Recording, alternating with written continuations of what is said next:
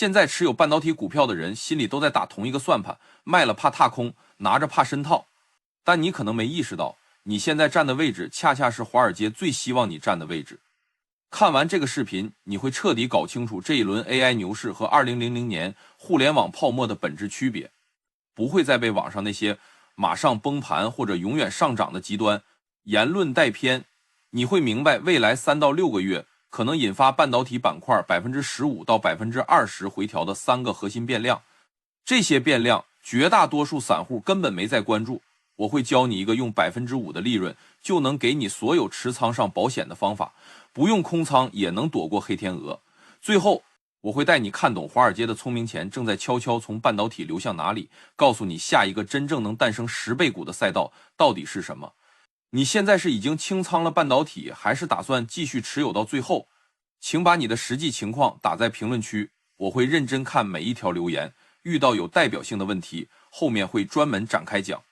如果你也想把这些问题彻底想明白，先点个赞收藏一下，不然后面讲到关键的操作细节，你可能真找不回来了。最近网上炒得最凶的一个话题就是 AI 到底是不是2000年的互联网泡沫。一边有人说现在的英伟达就像当年的思科，估值已经高得离谱，随时可能崩盘。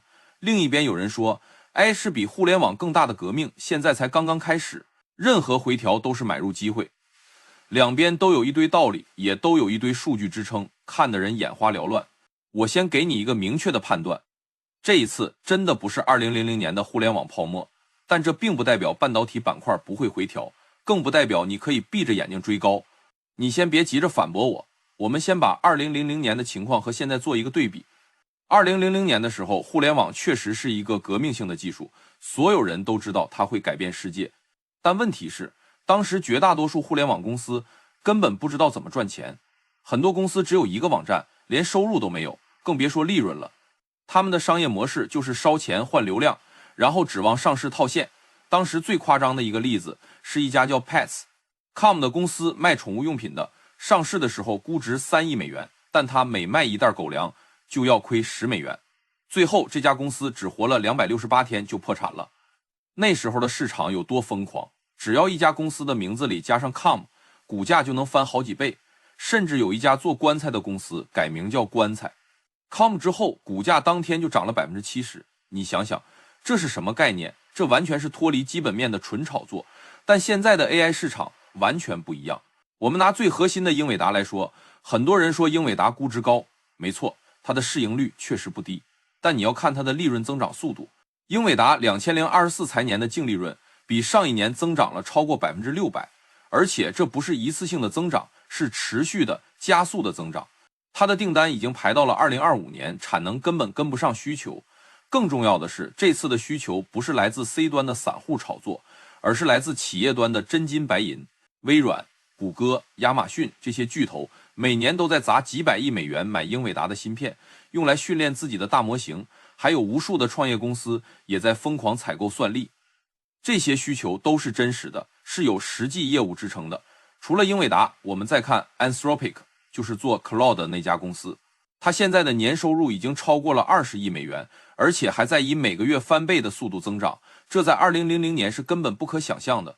2000年的时候，没有任何一家互联网创业公司能在成立这么短的时间内达到这么高的收入水平。所以你看，这一次的 AI 革命是有实实在在的盈利支撑的，这是它和2000年互联网泡沫最本质的区别。2000年是故事驱动，现在是利润驱动。但我刚才也说了，这并不代表半导体板块不会回调，恰恰相反，我认为未来3到6个月，半导体板块出现15%到20%的回调是一个大概率事件，而且这个回调很可能是由3个绝大多数散户都没注意到的黑天鹅事件引发的。第一个黑天鹅是油价上涨引发的通胀反弹。你可能会觉得奇怪，油价和半导体有什么关系？关系大了去了。现在整个市场的核心逻辑就是美联储的降息预期，所有人都在赌美联储会在今年下半年开始降息，而且会降好几次。正是因为这个预期，资金才会疯狂涌入科技股，尤其是半导体板块。但如果油价继续上涨，通胀就会反弹。一旦通胀反弹，美联储的降息预期就会落空，甚至不排除美联储会重新加息。到那个时候，整个市场的流动性就会收紧，高估值的科技股首当其冲会被抛售。你别觉得这是危言耸听，最近国际油价已经从70多美元一桶涨到了接近90美元一桶，而且中东的局势一直不稳定，随时可能进一步推高油价。如果油价突破100美元，通胀数据肯定会很难看，到时候美联储的态度一定会比现在强硬得多。很多人现在只盯着美联储的讲话，却忽略了油价这个最关键的变量，这是非常危险的，因为美联储的政策本质上是跟着通胀走的，而油价是影响通胀最重要的因素之一。第二个，黑天鹅是美联储主席的换届。现在的美联储主席鲍威尔，他的任期到2026年就结束了。下一届美联储主席是谁？现在已经开始有各种传闻了。其中呼声最高的一个人选是凯文·菲沃什。很多人可能不知道沃什是谁，我给你简单介绍一下。沃什是前美联储理事，也是一个非常有名的鹰派人物。他在2008年金融危机的时候就反对美联储的量化宽松政策，他一直认为美联储的货币政策太宽松了，会引发资产泡沫和通胀。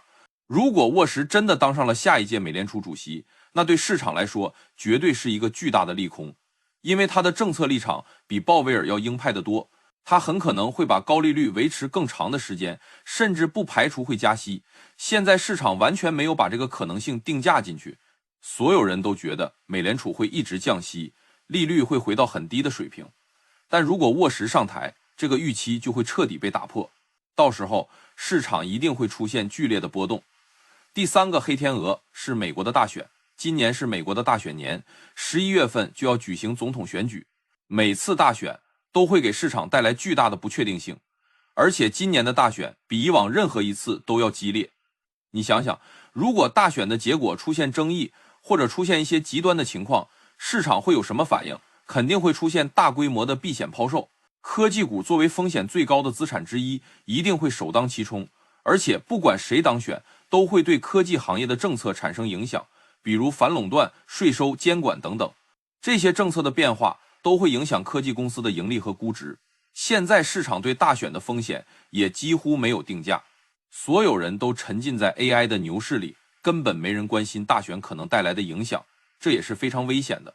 所以你看，这三个黑天鹅每一个都有足够的力量，引发半导体板块15%到20%的回调，而且它们不是孤立的，很可能会叠加在一起发生。到时候那些没有准备的散户很可能会把之前赚的利润全部吐回去，甚至还会亏钱。听到这里，你可能会问，那我是不是应该现在就空仓，等回调之后再买回来？我的答案是绝对不要空仓。为什么？因为空仓是最愚蠢的选择。你想想，如果这三个黑天鹅都没有发生，或者市场根本不 care 这些利空继续上涨怎么办？你就会彻底踏空这一轮 AI 牛市。而踏空带来的痛苦其实比套牢还要难受，而且你根本不可能精准的抄到底部。很多人总是想着等回调到某个点位再买入，但实际上当市场真的回调的时候，你又会害怕，不敢买了，你会觉得还会跌得更多，结果就是你永远也买不到最低点。那既不能空仓又怕回调怎么办？答案很简单，给你的股票买保险，这个保险就是看跌期权。很多人一听期权就觉得很复杂，风险很高，其实不是的。如果你用对了方法，期权是最好的风险管理工具。我给你打个比方，买看跌期权就像给你的车买车险，你每年花一点钱买保险，如果车没出事儿，你就损失了保险费，但如果车出事儿了，保险公司会帮你赔偿损失。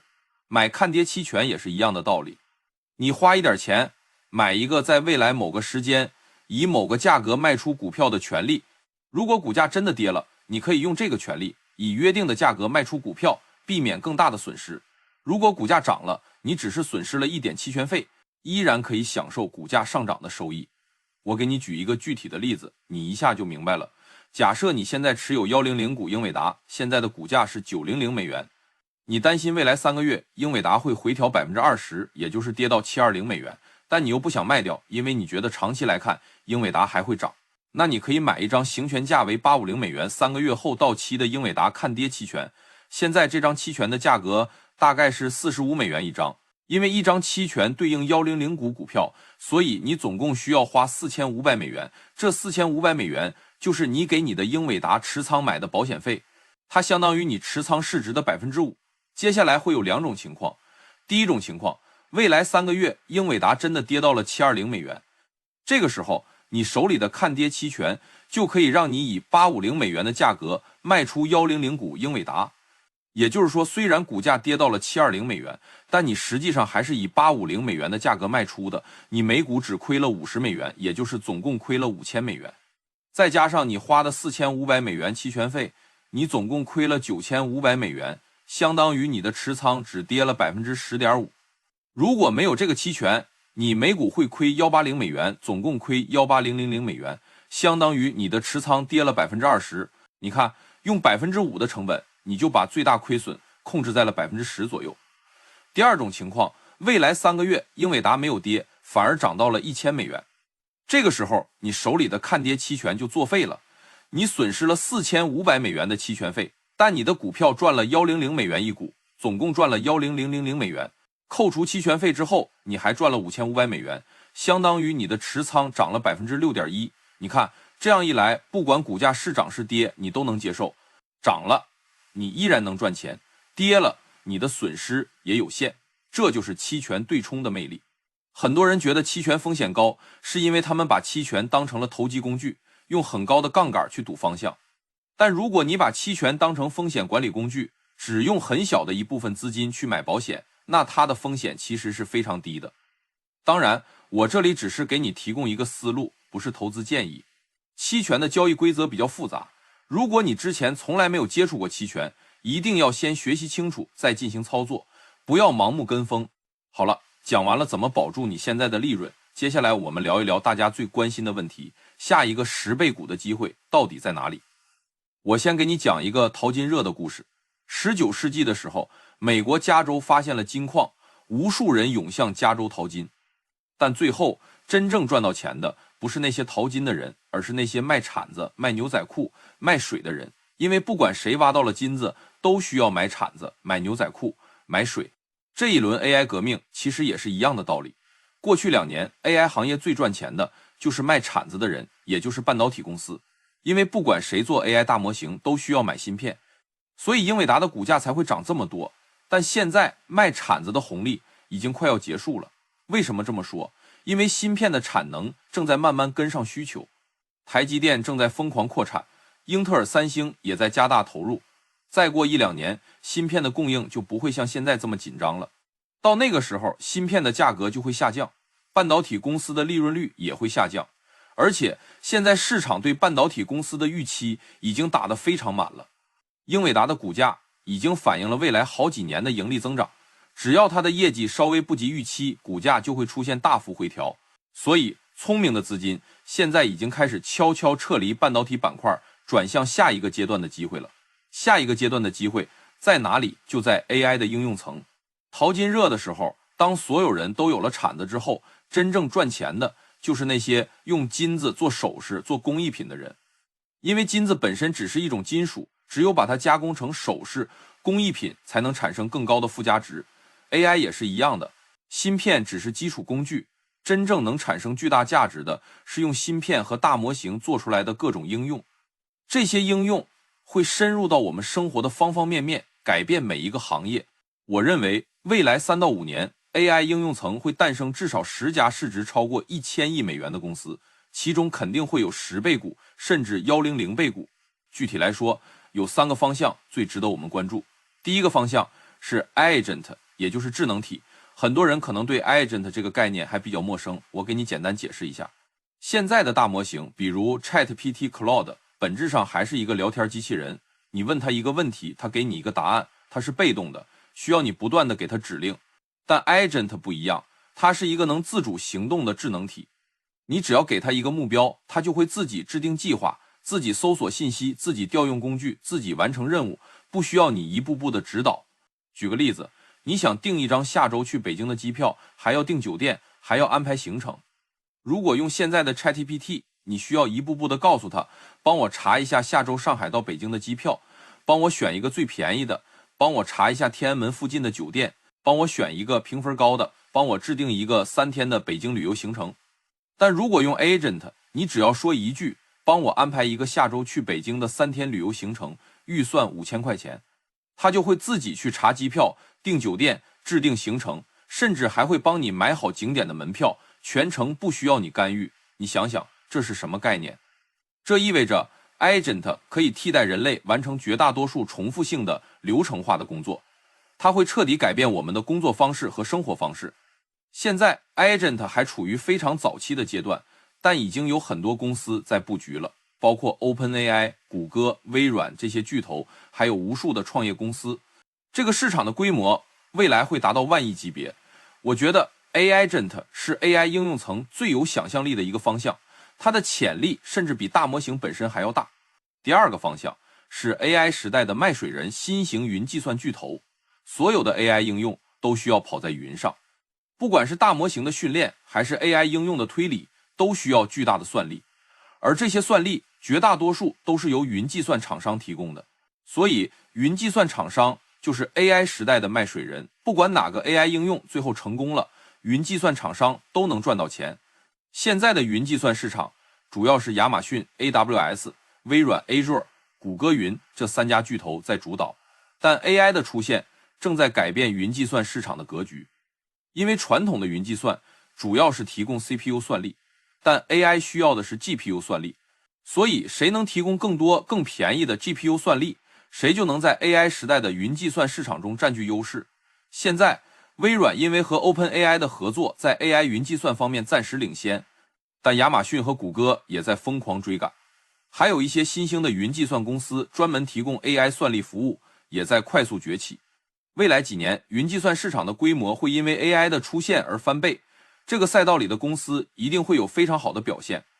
第三个方向是垂直行业的 AI 软件公司。通用大模型虽然很强大，但它很难解决各个行业的具体问题，因为每个行业都有自己的专业知识、业务流程和数据。